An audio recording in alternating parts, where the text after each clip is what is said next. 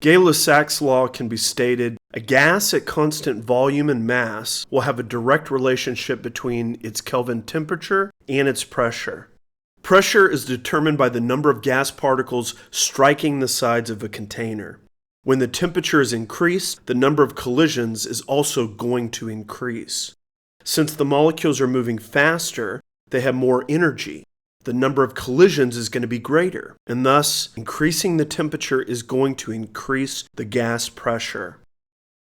Bullets are based on the principle of Gay-Lussac's law. When gunpowder burns, it yields a superheated gas that builds up behind the bullet. The heated gas molecules are trapped behind the bullet until they build up enough gas pressure to force the bullet out of the barrel of the gun. To recap, according to Gay-Lussac, gas temperature and pressure are directly related. You increase one variable by a